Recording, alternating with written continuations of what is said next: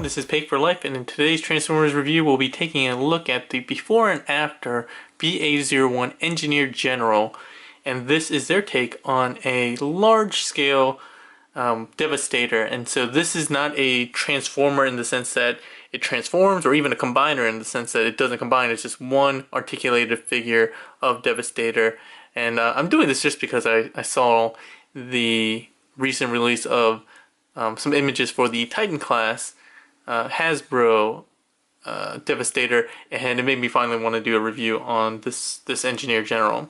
Real quick, it goes by before and after the company, but also up here it says Bulky Action, so I don't know if they changed the name, but you can probably find it under before and after more than Bulky Action. Anyway, let's go ahead and start with packaging review, and this is quite a large package. It's, I don't know, it's probably got to be at least like 15, 16 inches tall. It's pretty big. Really nice image of their Engineer General here, and kind of a retro grid line mark. And you can see the purple text down here, and you can see also another image of Engineer General in the background. On the top, you just get some more product images on the top for the top half of Engineer General. On the side, the same image, just a much larger view right down the middle. Same thing for this side, basically just angled off to the side of it with Engineer General at the bottom.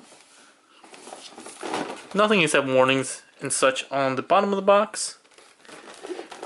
And on the far back, we have additional product images. As you've come to expect from boxes, a really nice pose of Engineer General raising his arms, showing off the gun that he comes with, the back of the head for some reason, I don't know why. Then they also show some of the articulation, which I was surprised. This figure I first saw at TFCon Chicago last year, and I really wanted to get one, but then they ended up selling out, I think the last day before I could grab one. So anyway, that's it really for the packaging review. Let's go ahead and open them up. Inside the packaging you do get a clamshell as well as this kind of exterior paper box that houses Engineer General, and you can see that he comes with the figure itself, two interchangeable hands, or an extra set of hands, and then his gun as well. Alright, so here we go into the figure review. And one thing to quickly note is that when you have him completely standing straight, it looks like he has one leg longer than the other. And so it reminds me of the whole kind of Eileen joke that the old Eileen joke about when you name a girl with one leg longer than the other, Eileen. But yeah, it's just kind of odd that it does that. You can kind of get away with it with this ankle tilt once you spread it out. He stands pretty straight like that. But he is quite tall. Let's go ahead and do a quick 360 of this guy. Oh, I guess I have him leaning back a bit. Very flat. You can see the nice ratcheted joints here. And like I said, I believe it's mostly PVC. I'll have to check. But it feels like pretty high quality PVC all around. He has a nice wing on his chest. So, like I said, he's not a transformer in the traditional sense. He doesn't actually transform into anything. He has no alt modes. He's not a combiner in the sense that you can't disconnect anything, and none of the feet actually do anything like transform into smaller figures. But still, if this is kind of what you're looking for your display, I think it's a really cool display. And even though it says ages 16 plus on the box, I got this for my 5-year-old, and he absolutely loves it. So let's go through some of the articulations. So his head is on, I believe, a ball joint. You don't get a lot of rocking motion, just the way the head is shaped. And it does have a very G1 head with a little kind of like the crest that comes out the top. And he has the visor, as opposed to sometimes you see him with separate eyes. Very blocky. Reminds me of, what group did that? One group did an add-on for Devastator that had a very blocky head for the G1 Devastator. I forget who the add-on kit was. Onto the other articulation, he does have nicely ratcheted shoulders and ratchets on the shoulders going outward as well. You don't get a lot of range of motion just because all the bulk up here. So you can only go about one ratchet out before you run the interference, and one ratchet in. You can get two if you get the elbow bent up like that. He does have a bicep swivel, which is nice. Nice ratcheted elbows. A little bit of extra play in between these ratchets. I'm not really sure why. And I think he may actually have two joints. Yeah, it looks it's hard to see, but it looks like he has one up inside the bicep itself, and then a ratcheted joint is actually at the lower part. Interesting. I didn't notice that before. His fists are on a ball joint, and we'll show off later that you can pop this off and put on the extra hands. He does have fully articulated waist that can go all the way around. He does have these kind of weird skirts, crotch armor, crotch plates, whatever you want to call them, that lift up on the front side. The back does not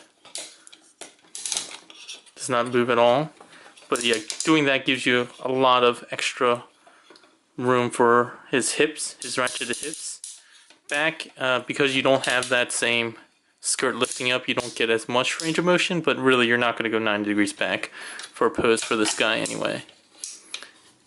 He does have a thigh swivel, really high thigh swivel, right next to the hip. He does have ratcheted knees, nicely ratcheted. He does have different ankle tilts, so he had they're on a ball joint actually, from what I can tell. Yeah, definitely ball joint on the ankle here. He does have a little toe that articulates a little bit up and down. No heel articulation, but good amount of articulation there. The joint up here for the ankle is a ball joint as well. It's higher than the one down here, which makes it kind of odd for posing to not have joints symmetrical. And then the actual shovel and this back heel piece, which I don't know what it's supposed to be as far as the alt mode goes, the actual construction vehicle goes, but the bulldozer. But yeah, you do have that, so you can get a little bit wider, a little thinner. Yeah, and that's really it for articulation. Let's really quickly just zoom in on the head. So yeah, the head, like I said before, does look really good. It does kind of have the duck lips going on, but not bad. And then the overall paint applications that you see here are pretty good too. Very clean lines. Let's zoom back out. Let's see, is there anything else worth showing? He does have a little bit of hollowness up here if you flip up the skirt. But these aren't ball joints as well, I should have mentioned that. Oh, and he also has, I didn't mention this, he does have an ab crunch. I failed to mention that you don't see a lot of figures with ab crunches. So I was very surprised to see this one have one. So very cool. So he has a lot going on for him for such a large figure. And just to give you an idea of how large he is, I think he'll probably go with your classics group, but just because I love MP10, let's show him off with MP10. So he's obviously not going to work for your masterpiece scale, but let's see who else I can show him off with. Oh, since we're talking Combiner Wars, here is just a randomly put together Minosaur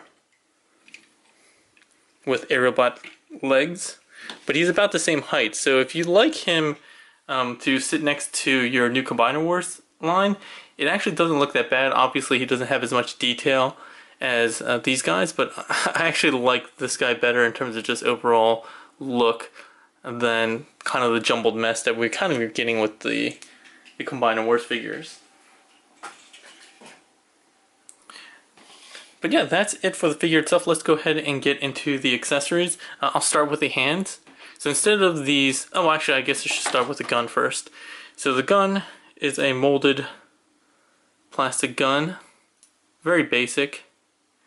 One of the things that you'll notice, it does have an LED up front and a button in the back, and you see these grills here, it's because it has lights and sounds. So once you press this button in the back, you get the pew pew sounds from Transformers. And I think that's the only sound it has. Yeah, it's the same one. And if you want to stop it early, you can just press it a second time.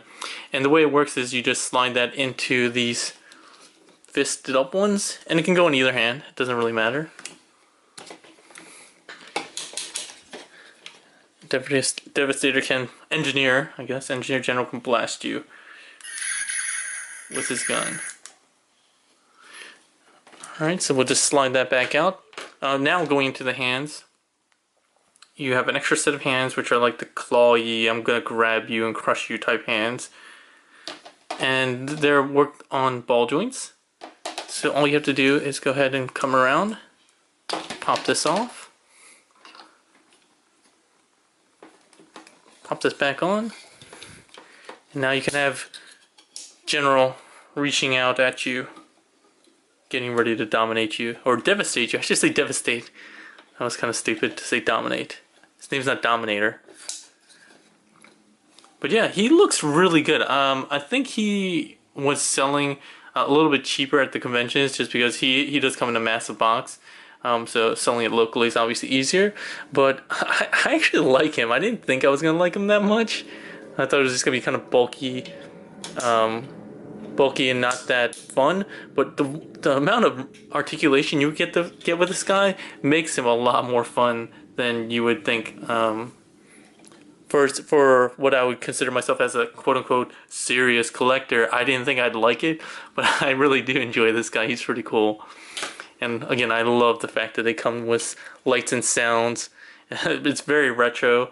It kind of goes really well with the those PVC Optimus and Megatron and Starscream and Soundwave that I hadn't seen around here, but everyone's saying that they're like $5 at Big Lots, and I don't have a Big Lots near me, like relatively close to me, but I need to get out there and buy that set just so I can display him with this guy, because I think it would work really, really well.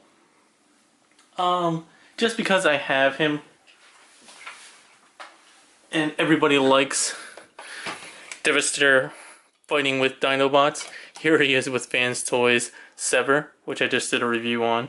And this scale doesn't work too terribly either, because again, I really like the Dinobots being pretty big, and this size up to his knee in Dynamo kind of works for me. And you can, it's not sludge, but you could, stomp on him like that.